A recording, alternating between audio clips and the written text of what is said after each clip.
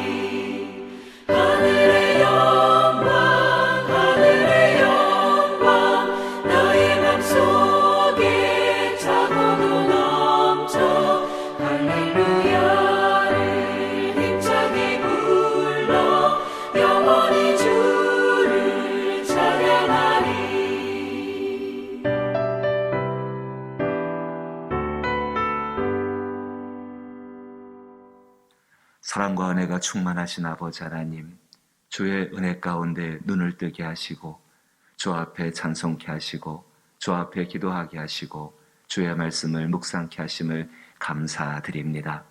이것이 우리가 주 안에 있는 증거임을 믿으며 오직 주만을 바라보고 세상의 모든 일들 가운데에서 하나님 주시는 평안을 간구하고 또 그 평안을 위해서 일할 수 있는 저희들이 되게 하여 주옵소서.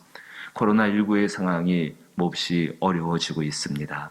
이것도 주께서 우리 가운데 주신 것이고 또 우리가 마땅히 감당할 일들이기에 이 가운데 낙심하지 아니하고 기도하며 하나님의 뜻을 구하며 이 가운데 견디고 또 하나님 승리하게 되기를 원합니다. 주께서 가는 길들을 인도하여 주시어서 이것 가운데에 오직 주를 뵐 수 있는, 그래서 예수님과 동행할 수 있는 복된 역사로 함께하여 주옵소서.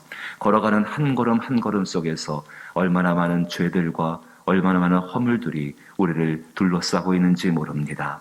그 가운데 성령께서 우리를 거룩하게 하시고 우리를 성결케 하시며 우리를 온전케 하여 주시어서 이 가운데에 주의 뜻에 합한 길들을 걸어가게 하여 주옵소서. 예수님 이름으로 기도하옵나이다. 아멘. 오늘 함께 대하실 말씀은 욥기 말씀입니다. 구약성경 775면 욥기 14장 13절로부터 17절 말씀입니다. 구약성경 775면 욥기 14장 13절로부터 17절입니다. 욥기 14장 13절로부터 17절, 구약성경 775면에 해당합니다. 한 절씩 번갈아 읽어보죠. 제가 먼저 욥기 14장 13절 말씀을 읽겠습니다. 주는 나를 스올에 감추시며 주의 진노를 돌이키실 때까지 나를 숨기시고 나를 위하여 규례를 정하시고 나를 기억하옵소서.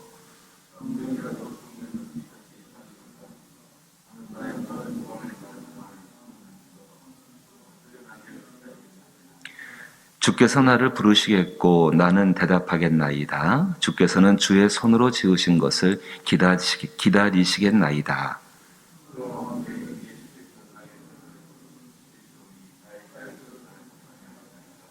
같이 읽죠.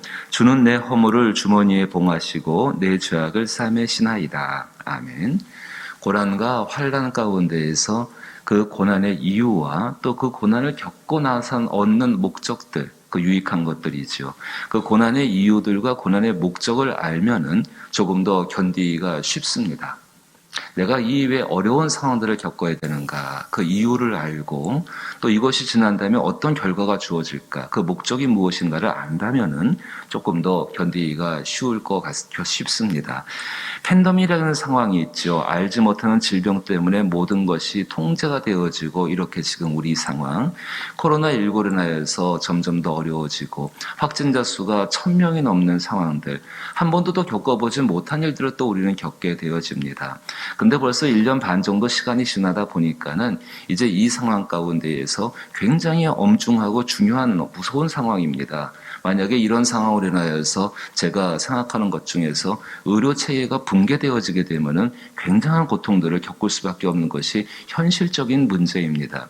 하지만 우리는 1년 반 동안 시간이 지나오면서 이 상황에 대해서 많이 무덤덤해진 상황이 그러한 상황입니다. 마치 죄가 또 악이 허물들이 우리 가운데 있을 때 처음에 발견되어지면 바짝 긴장하여서 하나님 앞에 바로 서려고 하다가 이게 시간이 점점 오래 지나게 되면 무덤덤해지게 되어지고 그로 인해서 어떤 긴장이 풀어지는 것처럼 똑같은 상황.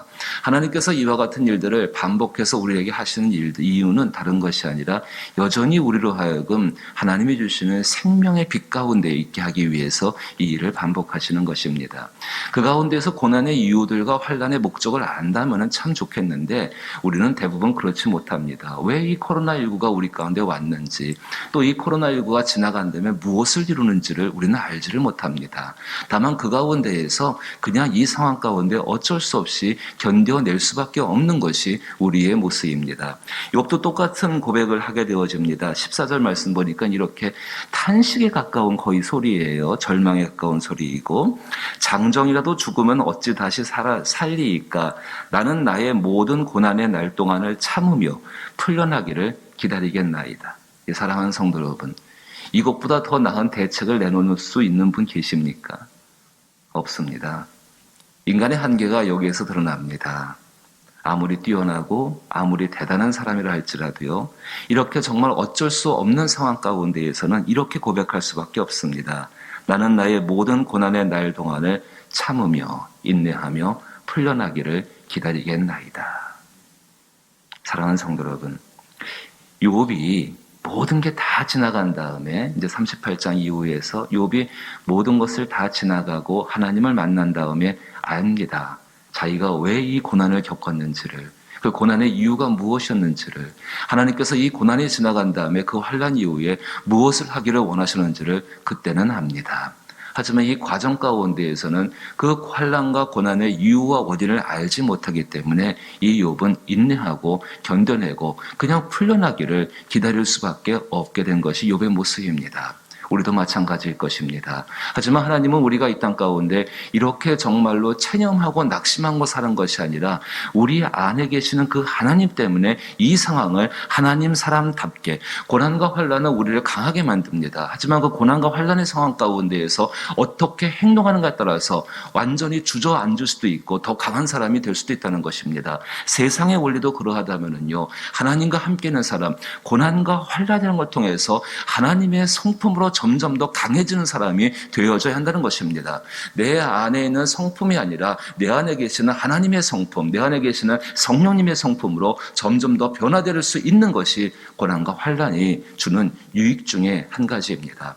따라서 오늘 욥의 모습을 보게 되니까는 욥은 이렇게 인내하고 견뎌낼 수밖에 없는, 저항하지 못하는 그 상황 가운데에서 하나님의 성품을 붙들고 있다라는 사실에 주목하셔야 합니다. 참 이것이 중요합니다. 얼마든지 우리의 삶 가운데에서 환난과 고난들을 만날 수가 있는데 그 이유도 모르고 목적도 모른 채로 그 가운데 그저 그 시간을 견뎌내고 힘겨야 되는데, 그 가운데 우리가 할 수 있는 최선의 일들과 길들은 그 가운데 여전히 변하지 않으시는 하나님의 성품을 붙든다는 사실. 오늘 말씀을 보십시오. 13절 말씀 보니까는 욥은 그 하나님의 성품을 이렇게 설명합니다. 주는 나를 수월에 감추시며 주의 진노를 돌이키실 때까지. 지금 욥이 어디에 있습니까? 자기 자신이 수월에 있다, 지옥에 있다 이야기합니다. 얼마나 괴롭고 얼마나 힘겨운지 그 순간순간들이 마음에 영혼이라는 표현을 써서 내적인 것들과 영혼과 마음과 내면과 삶의 모든 것들이 육체가에도 정말 힘들고 어려운 수월에 있다. 근데 그것이 주는 나를 수월에 감추시며 주의 진노를 돌이키실 때까지 나를 숨기시고 나를 위하여 규례를 정하시고 나를 기억하옵소서. 수월과 같은 고난과 환난 속에 있을 때에, 참 견디기 힘들 때에 이것 기억하십시오. 이게 하나님의 성품입니다. 하나님께서 거기에 당신을 숨기시고 당신을 기억하십니다. 하나님께서 거기에 나를 숨기셨습니다. 그분이 하신 일입니다. 그분이 하시고서 잊어버리는 것이 아니라, 정말로 관심이 없는 분이 아니라 정말로 하나님은 그분은 나를 거기에 놓으시고 수월 같은 그 상황 속에 놓으시고 나를 기억하신다는 것입니다. 이미 성경을 통해 우리는 알고 있습니다. 자기가 낳은 자녀를 사람은 잊어버릴 수도 있습니다. 하지만 하나님은 우리의 이름을 손바닥에 새기시고 결코 잊지 아니하십니다. 나 홀로 수월 속에 들어가 있다고 한다면 정말 죽을 지경이지요. 정말 죽을 수밖에 없지요. 하지만 거기에 하나님이 그 사람을 기억하고 계신다는 것입니다. 제일 대표적인 사람이 저는 요나라고 생각합니다. 요나가 물고기 뱃속에 들어갔지요. 하나님이 정말 그 요나를 기억하지 않으셨다면 이 요나는 그 안에서 꼼짝없이 물고기의 밥이 되고 물고기의 몸이 될 수밖에 없는 그러한 상황일 수밖에 없었는데, 하나님께서 이 요나를 기억하시고 요나의 기도를 들으시고 그를 풀어놓으셨다는 것입니다. 이 성품을 기억하십시오. 수월한 복판에서 기억하십시오. 고통 상황 가운데 기억하십시오. 그래야 할 때에 분명히 주가 기억하시는 것, 주가 나를 살피시고 나를 돌보시며 나를 새롭게 하시는 그 은혜를 누리실 줄로 믿습니다. 그 은혜 가운데 있기를 원하며, 두 번째 모습 보니까는요, 15절 말씀 보시니까 우리 15절 말씀 같이 한번 읽어볼까요? 15절입니다. 주께서는 나를 부르시겠고 나는 대답하겠나이다. 주께서는 나의 손으로 지으신 것을 기다리시겠나이다. 하나님은 우리와 대화하기를 원하신다는 겁니다. 하나님은 우리와 대화하기를 원하신다는 것입니다. 요즘은 핸드폰이 잘 발달되어져 가지고 어디를 가도 다 통화할 수가 있다라고 생각됩니다. 그런데 정작 산속 깊은 곳이라든지 아주 통화가 안 되는 곳도 있습니다. 하지만 우리 하나님과는 절대로 그렇게 끊어지지 않습니다. 요나가 물고기 뱃속에 있다 할지라도 주께서는 그의 기도를 들으셨고, 성경에 나오는 모든 사람들의 모습을 한번 생각해 보십시오. 어떤 상황, 어떤 환경에 들어간다 할지라도 하나님은 그의 소리를 듣고 계셨고, 주께서는 그가 기도하기를 원하셨고, 주께서는 그에게 대답하셨습니다. 주께서는 나를 부르시겠고 나는 대답하겠나이다. 참 감사하고 은혜가 있는 것이, 내가 주를 찾는 것도 중요한데 보니까는 15절에 주께서는 나를 부르시겠고, 감사하죠. 그분이 나를 먼저 불러주십니다. 옛날에 아담이 하나님 앞에 불순종으로 인류 최초의 죄를 짓고 나서 창피하고 부끄러워서 그 덤불 속에 숨지요. 그늘 속에 숨습니다. 그때 하나님께서 아담을 찾아오셔서 첫 번째 하신 말씀이, 아담아 아담아 내가 어디 있느냐, 왜 거기에 있느냐라고 물어보시지요. 오늘도 우리에게 그렇게 찾아오십니다. 고난과 환난 가운데 있을 때 그렇게 찾아오셔서 주님은 대화하기를 원하십니다. 호세아가 말하는 것처럼, 오라 우리가 여호와께로 돌아가자. 우리의 죄가 주원 같다 할지라도 그와 변론하자. 어렵고 힘겨울 때일수록 우리를 부르시는 그 하나님과 대화할 수 있는 기도의 대화가 있고, 에베소서 말씀 보니까 항상 하나님의 생각으로 하나님을 향한 생각이 충만하여서 그것을 능히 이루실 그 하나님을 경험한 그 사도 바울의 이야기처럼 그렇게 하나님과 대화할 수 있는 충만함들이 있을 수 있기를 주의 이름으로 축복합니다. 마지막에 한 가지를 더 보면은요, 나를 숨기시고 나를 기억하시는 그 하나님, 우리와 대화하기를 원하시는 그 하나님, 그리고 16절 말씀 보니까 그러하온데 이제 주께서 나의 걸음을 세시오니 나의 죄를 감찰하지 아니하시겠나이까. 당연히 살펴보신다는 것이지요. 주는 내 허물을 주머니에 봉하시고 내 죄악을 쌈에 시나이다. 사람들 앞에 죄와 허물들이 드러났을 때는 정말로 힘겨운 상황들이 만들어질 수밖에 없지요. 그런데 하나님께서는 그 안에서 내 허물을 주머니에 봉하시고 당신 주머니에 꽁꽁 감춰두시고 내 죄악을 쌈에 시나이다. 숨겨두시는 것이 아니라 깨끗하게 치료하시는 것, 고쳐주시는 것. 죄 때문에 사망에 이른다는 건 잘 알고 있을 것입니다. 그런데 그 사망의 문제를 해결하신 그리스도 예수로 말미암아서 그 문제를 깨끗하게 해결하신다는 것. 허물 때문에 사람이 넘어지고 쓰러지고 그 허물 때문에 창피를 당하게 되어지고 그 허물 때문에 수치가 되고 그것이 우리의 상처가 되어지고 그 상처가 골마 터져가지고 결국에는 또 사망에 이르지 않습니까?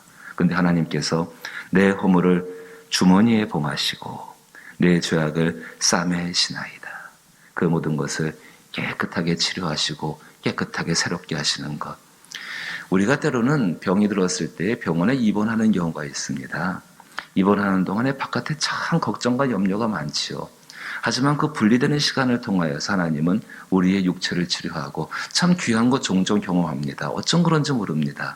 예수를 믿고 하나님 안에 있는 사람들은 내가 병원에 입원해가지고 이렇게 다른 일을 하지 못하고 많이 어려운 데에 그것 가운데에서 내 영혼과 내 마음과 내 삶의 모든 것들을 하나님께서 깨끗하게 치료하시고 수리해 놓으시는 것을 경험할 때가 종종 있습니다.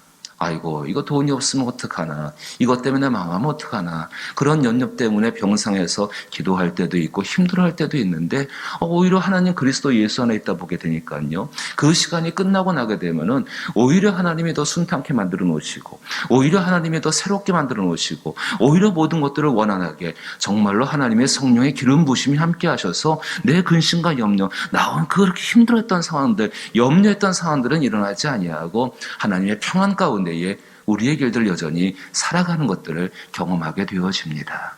그렇습니다. 이 일을 위해서 그리스도 예수가 우리 가운데 오셨습니다. 정말로 자기 힘으로 벗어날 수 없는 이 삶의 문제 가운데에서 이 허물과 죄악의 문제 가운데 그리스도 예수가 우리 가운데 오셨고 그 그리스도 예수의 놀라운 보혈의 능력과 그의 보내신 성령의 기름 부으심 말미암아 이 삶 가운데에서 이 정말 기품의 문제를 하나님이 해결하시고 하나님이 고치실 줄로 믿습니다.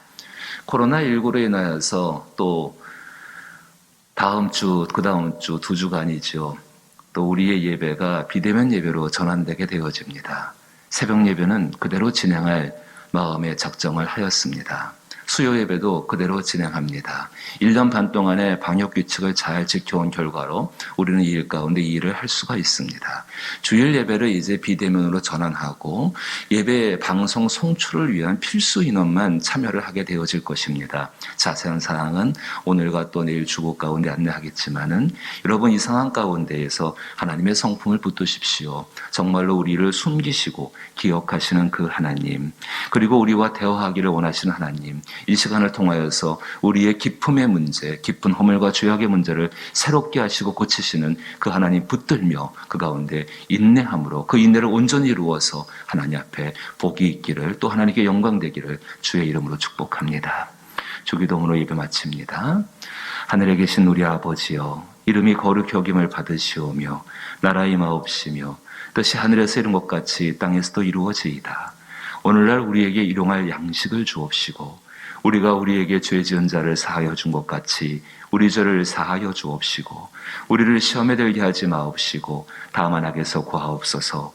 대개 나라와 권세와 영광이 아버지께 영원히 있사옵나이다. 아멘.